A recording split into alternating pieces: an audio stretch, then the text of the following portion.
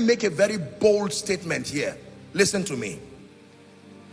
Let's be careful that as we teach people on the laws and the principles of finances, let's not forget the fact that God helps men. There are people in trouble that no business idea can bring them out. They are already dying. They are in a financial ICU. There is no amount of Harvard, Yale, Stanford knowledge that will bring them out. They need a by this time tomorrow dimension of grace. When they come out, then you can now teach them. You believe this?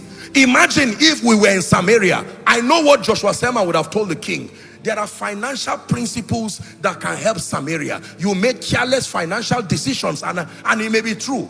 But right now, oh king, you need to come up with a 15-year-old plan while women are eating their children. It didn't take them 15 years to eat their children. They needed help immediately. Let us not become so intellectual that we forget that God is supernatural. I will never endorse laziness. I will never endorse the people who fold their arms and say, I won't do anything. God will just bring money. But I will never become so intellectual that I forget that God can move mountains, that a fish can produce coin. A fish should not always produce coin, but it can. And where there is need, it will.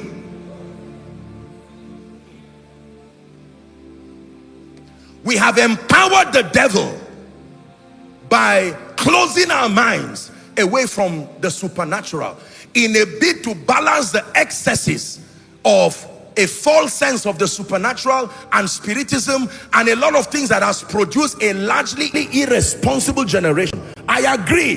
There are many people, many preachers, with all due respect, who have not taught young men and women to be responsible.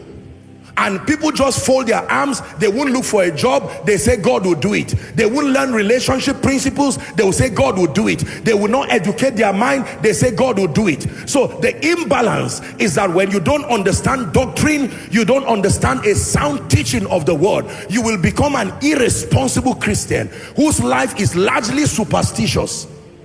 The man will not plan for the feast of his children. He will say God will do it. The wife will give him 9 months notice being pregnant, and he will be calling on everybody and say, can God use you to help me? I didn't plan that my wife will have a CS. I believe God supernaturally for a normal delivery. Now they say bring 500,000 for CS, and he said no, I know it's not the will of God. Let's pray that she will deliver normally. Now I know but should your wife die? Then the woman dies because of pressure at childbirth. And then we say it's God that did it.